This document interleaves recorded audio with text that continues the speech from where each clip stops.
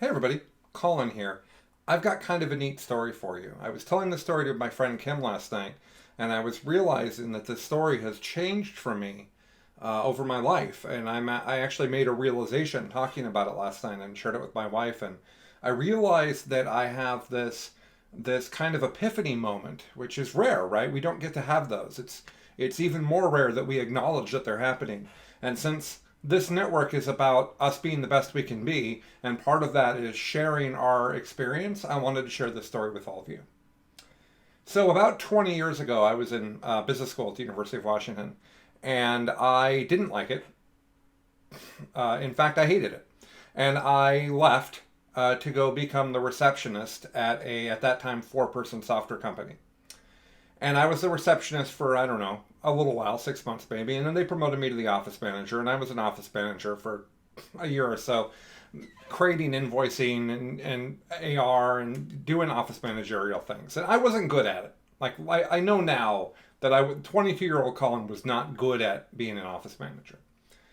Until one day, the president of the company was listening to me talk on the phone to a customer. And he called me into his office and he said, "Colin, we have you in the wrong job.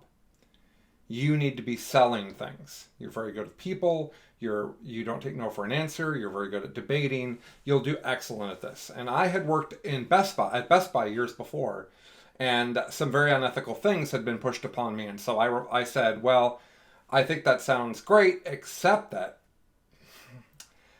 I don't think I can do this job." And he said, "Well, of course you can." I said, "No, I don't want to lie. I don't want to be dishonest. I certainly don't want to build a career upon tricking people." And he said, "Well, then you can't be Games Workshop." I'm kidding. I'm kidding. So he said, "Well, I'll tell you what. If you lie to a customer, I'll fire you." And I said, "Well, that doesn't make me feel any better. Remember, I'm 22 here." And he says, "You're not getting it. I'm so confident you can succeed doing this job that I'm going to tell you you're going to do it without lying." So I said, "Well, I really need the night to think about it." And it was a massive raise. I was making below the poverty level, and it was raising me up to over double my income. So I went home, and I was watching a TV show called Sports Night with my roommate Nathaniel at that time. And there was a scene with William H. Macy where he told a story about Philo Farnsworth. Now, this clip was really important to me. It's only about a minute and a half long, so I want to share it with you guys, and then let's talk about it. So let's watch it together. Here we go. You guys know who Philo Farnsworth was? Philo Farnsworth? Yeah. And what's going on? He invented television. I don't mean he invented television like Uncle Milty. I mean, he invented the television in a little house in Provo, Utah, at a time when the idea of transmitting moving pictures through the air would be like me saying I figured out a way to beam us aboard the Starship Enterprise. Yeah, look, He was a visionary. He died broke and without fanfare. The guy I really liked, though, was his brother-in-law, Cliff Gardner. He said, "Philo, I know everyone thinks you're crazy, but I want to be a part of this. I don't have your head for science, so I'm not going to be able to help much with the design and the mechanics of the invention, but it sounds like you're going to need glass tubes." JJ, I don't You see, think Philo he's- was inventing the cathode receptor, and even though Cliff didn't know what that meant or how it worked, he'd seen Philo's drawing, and he knew he was going to need glass tubes. And since television hadn't been invented yet, it's not like you could get them at a local TV repair shop. "I want to be a part of this," Cliff said. "I don't have your head for science. How would it be if I were to teach myself to be a glass blower, and I could set up a little shop in the backyard, and I could make all the tubes you'll need for testing? There ought to be congressional medals for people like that." So that's neat, right? Certainly entertaining. Now, how true is that story? I've done a little bit of research. It seems like roughly true is the term we should give. But the story is about finding your place and finding what you need to do. And at that time, I watched that story and I heard you need to learn how to make glass tubes. But what it really was is I was in an 8-person at that time software company, and I was the only person in the company that wasn't a developer, that wasn't coding and writing software. And so I told my roommate right then and there, maybe I can learn how to sell software. It seems like that's the best way I can help this company that I want to see succeed. I can help it succeed. And so I taught myself how to sell software, and I was pretty darn good at it. I ended up managing people that were that were salespeople for a long time, and inevitably I got hired 20 years later almost to go work for where I work now, which is one of the premier software sales jobs in the world. And I do well, and I like it, and I enjoy it, and it's fun, and it used to be incredibly fulfilling, but it's still somewhat fulfilling, and it's satisfying, and I like it. And also, I've never ever made a career decision. That's weird, right? I've been successful at this thing for 20 years, but I never decided to sell software. I had somebody ask me to sell software and offer me an opportunity, and I said yes. And then I had the opportunity to manage people, and I said yes. And then I had the opportunity to go back to sales after I failed at managing people, and I said yes. And then I had the opportunity to sell things again, and I said yes to that. And then eventually I had the opportunity to interview at a really prestigious software company, and I said yes to that as well. But at no point did I stop and say, what do I actually want to do? What in my life is going to drive me? Years later, I met Stephanie and the kids, and I realized that these kids who I've adopted needed a father, and that became the thing that I wanted to do. But I still, and that's a very core part of who I am, but I still didn't ever think, what do I actually want to do? So this network came up, and for years, people have said, well, what would be a fun thing for you to do that isn't selling software? And I've said, well, I really enjoy running a entertainment network. I like entertainment. I've been a performer my whole life. But I just don't know how it would exactly work, or what the message would be, or what my plan would be, but that's really what I'd like to do.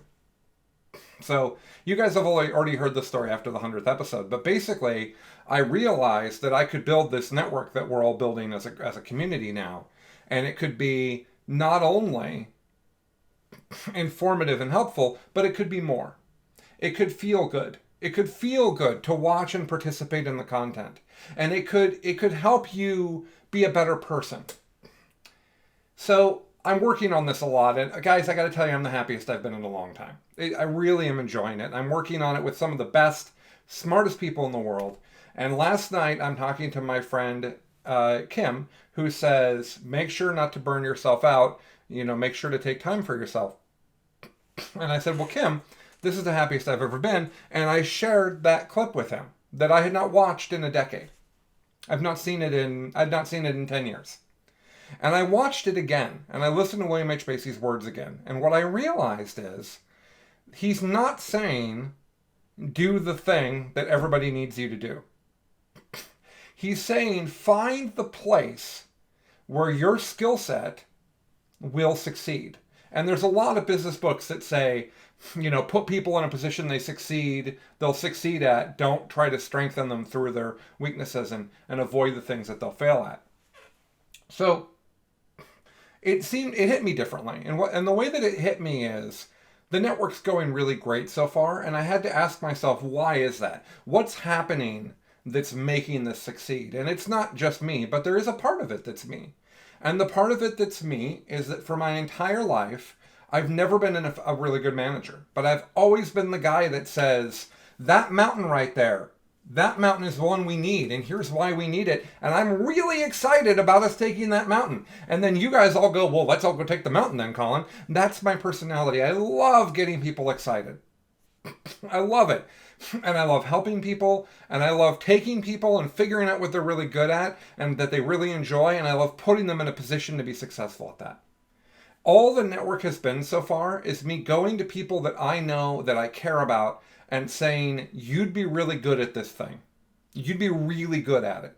And I got to tell you, from the initial episodes, I think we've done a good job on that. So as I think about this person that's been successful professionally and has never actually made a decision on what he wants to do for a living, as I think about that, and as I listen to William H. Macy's words again, I'm struck with this thing that so much of the world doesn't like what they do. At all. A lot of the time I don't like what I do, and my job is very fortunate and very cushy. And sometimes I don't care for what I want to do, and I don't care for going to work, and I'm frustrated and I'm grumpy and I don't like it. But when I work on the stuff for the network, and I work with my gamer friends on building this thing, and I see the passion and I see the energy, I can't help wondering if this is what I'm supposed to do. If this is what all of these decades of selling software, if this is actually the thing that I can do that is the most meaningful. So over the past few weeks, I've been trying to learn how to build a network. I don't have to do it on my own. I have a ridiculously amazing amount of help from incredibly stellar people. But I need to make a network, and I need to figure out how to do it, and I need to do it better than anybody else is doing it, because that's how I am. I need to make a thing that stands out, that stands out as, yes, Best in Tabletop does great content on all of these different topics, all of these different games, and they're the iconic place for this, and also it feels good to be part of that community. It feels good to be part of that narrative. It feels good to watch them grow and know that I contributed. That's what I want to build. And so I realized that not only am I going to be open with you guys like I'm being right now, but I'm also going to do quarterly updates for all of you, like you're our ownership group. I'm going to quarterly give you an update on how the network is going. It's not time yet, but I will do that. And I'm going to bring you in, and I would love it if you could be part of the thing that we're building. And if you could help, if you could tell people about it, and if you could listen to us, and if you could tell us what you thought and how we can do better, and you can help us grow and help us learn, because I don't actually know how to do this. But I'm going to figure it out, because it sounds to me like all of my friends that are articulate and smart and funny and interesting, it sounds to me like they need someone to make some glass tubes. So, that's what I'm going to do. I hope to talk to you guys soon. Bye for now.